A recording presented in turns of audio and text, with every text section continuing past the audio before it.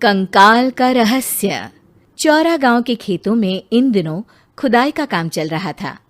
असल में इसी गांव से होकर एक अच्छी सड़क गुजरनी थी, इसलिए यहाँ खुदाई शुरू की गई थी। अचानक एक दिन खुदाई करने वाली मशीन से कुछ टकराता है। बाद में जब खोजबीन की जाती है तो वहां से 2 कंकाल मिलते हैं। पुलिस गांव के लोगों से पूछताछ शुरू करती है। आप लोगों को क्या लगता है ये किसके कंकाल हो सकते हैं? अरे साहब, हमें क्या पता ये किसके कंकाल है, आप ही लोग पता लगाइए। हम लोग तो बहुत ज़्यादा डरे हुए हैं। हाँ, हमारी फॉरेंसिक टीम अभी आ रही है। ये बताओ कि इस गांव के रहने वाला कोई जोड़ा गायब तो नहीं ना? क्योंकि शुरुआती जांच में तो ये बात सामने आ रही है कि एक कंकाल किसी पुरुष का है तो एक किसी महिला का। साहब, हमें तो बहुत डर लग रहा है। ऐसे कंकाल मिलने का मतलब गांव के आसपास ही किसी की हत्या हुई है या फिर किसी को जलाकर मार डाला गया है। हाँ साहब, हम अपने परिवार को लेकर बहुत ही ज़्यादा परेशान हैं। देखिए, आप लोगों की परेशानी हम समझ सकते हैं, लेकिन आप लोगों को पुलिस का सहयोग करना होगा, क्योंकि आपके सहयोग के बगैर हम ये पता नहीं लगा सकते हैं कि आखिर ये किसके कंकाल है और इनकी हत्या किसने की। ठीक है साहब, गांव के लोग आपका पूरा सहयोग करेंगे। हाँ साहब, पूरा सहयोग करेंगे। तो फिर ठीक है, हम अपनी जांच शुरू कर देते हैं। कुछ दिन बाद जांच रिपोर्ट आ जाती है।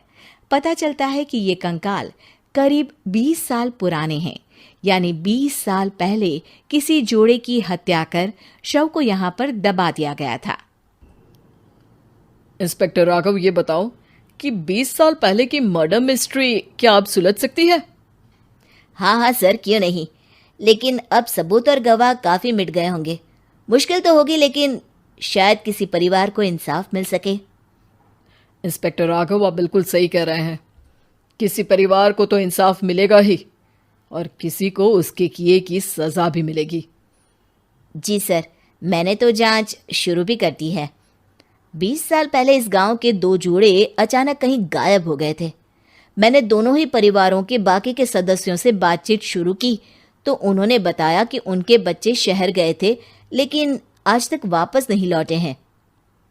लेकिन ये दोनों शव किस परिवार के सदस्यों के हैं, ये कैसे पता चल सकेगा?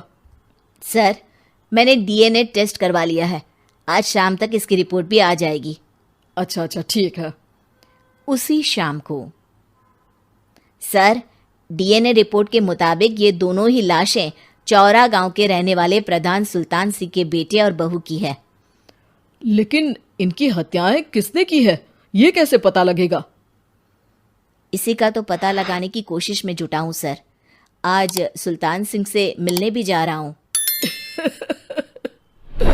मेरा बेटा और बहू तो मेरे लिए सिर्फ यादों में ही रह गए थे।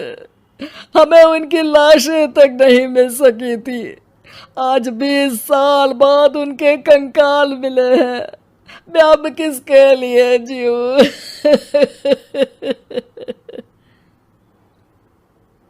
लेकिन सर, क्या आपकी किसी से कोई दुश्मनी थी?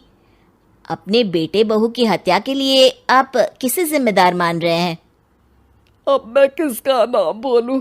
मेरी तो किसी से दुश्मनी नहीं थी, बस मेरे बेटे बहू को कोई वापस ला पाता।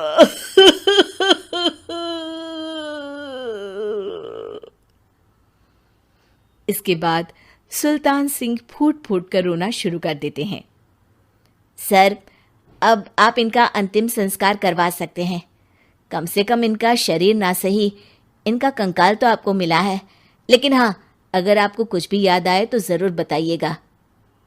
मेरी तो बेटा अब उम्र हो गई है, लेकिन मेरे बेटे और बहू के हत्यारों का ज़रूर पता लगाइएगा, क्योंकि जब तक हत्यारे पकड़े नहीं जाएंगे मेरा मन नहीं मानेगा। सर, हमारी पूरी कोशिश रहेगी हत्यारे को पकड़ने की। लेकिन एक बात बताइए, उस वक्त आपको किस पर शक गया था? उस वक्त मेरे एक ड्राइवर को पकड़ा गया था, लेकिन सबूतों के अभाव में उसे छोड़ दिया गया था। अच्छा, और ड्राइवर पर कैसे शक हुआ था? क्योंकि उस दिन ड्राइवर छुट्टी पर था। उस समय लेकिन लाश क्यों नहीं मिल सकी थी? उस वक्त पुलिस ने बहुत कोशिश की थी, लेकिन दोनों की डेड बॉडी नहीं मिल सकी थी। ठीक है, हमारी तफ्तीश चल रही है, मैं फिर आऊंगा। इसके बाद इंस्पेक्टर वहां से चला जाता है और सुल्तान सिंह अपने बेटे और बहू की याद में खो जाते हैं। कुछ दिन बाद सुल्तान सर, एक बात बताइए, जब आपके बेटे बहू की हत्या हुई थी, उसी के आसपास आपके ही गांव का रहने वाला एक और जोड़ा उसी वक्त गायब हो गया था ना? हाँ सर, अलका और अभिषेक, वो भी मेरे बच्चों जैसे ही थे। तो फिर वो कहाँ है? उनका भी आज तक पता नहीं चल सका, लेकिन बताते हैं कि कुछ साल पहले अभिषेक को गांव के ही किसी आदमी ने मुंबई में देखा था, लेकिन फिर वो गायब हो गया। यानी अभिषेक और अलका की हत्या नहीं हुई थी, बल्कि उन्होंने किसी वजह से खुद ही गांव छोड़ दिया था। हाँ, हो सकता है, क्योंकि अभिषेक मेरे बेटे संतोष का अच्छा दोस्त था और उसका मेरे घर भी आना जाना लगा रहता था। हो सकता है कि उसने मेरे बेटे और बहू के बारे में सुन लिया हो और ये गांव छोड़ दिया हो सकता है। उनके परिवार का कोई अब नहीं रहता क्या इस गांव में? अब तो कोई नहीं रहता। एक चाचा थे, लेकिन उन्होंने भी अपना पुश्तैनी मकान बेच दिया है। वो भी अब कहीं शहर में ही बस गए हैं। ओह, अभिषेक और अलका के बारे में भी पता लगाना होगा। हो सकता है कि वही इस हत्या के बारे में कुछ बता सके। हो तो सकता है, लेकिन वो बेचारे तो खुद ही वक्त के मारे थे, वो क्या बताएंगे। फिर भी सर, जब केस दोबारा खुला है तो जांच तो करनी ही पड़ेगी, और इस बार तो लाशें भी बरामद हुई है। कुछ दिन तक लगातार तफ्तीश चलती रही।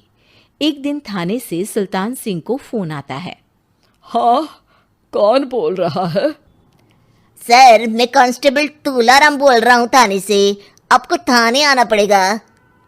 थाने? लेकिन क्यों? सर, किसी की पहचान करवानी है। अच्छा ठीक है, मैं दोपहर तक पहुंचता हूँ। सुल्तान सिंह दोपहर में थाने पहुंचता है। कई पुलिस के अधिकारी वहां मौजूद रहते हैं।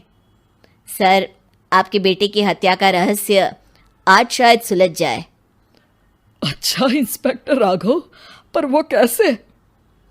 सर, उस आदमी को देखिए, क्या वही अभिषेक है?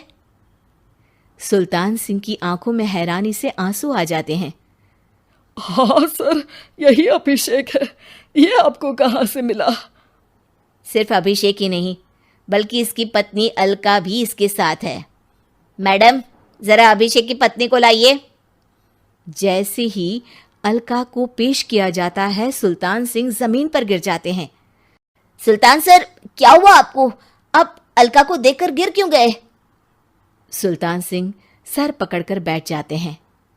ये अलका नहीं, बल्कि ये तो मेरी बहू रितु है। पूरा थाना एक दूसरे का मुंह देखने लगता है। क्या? इसके बाद हर किसी को दो कंकाल और हत्या का रहस्य समझ में आ गया। अभिषेक और रितु ने मिलकर संतोष और अलका की हत्या की थी और लाश को जमीन के नीचे दबा दिया था। आज 20 साल बाद इस हत्या का रहस्य खुल सका था कि अवैध प्रेम संबंध में 2 मासूमों की जान गई थी।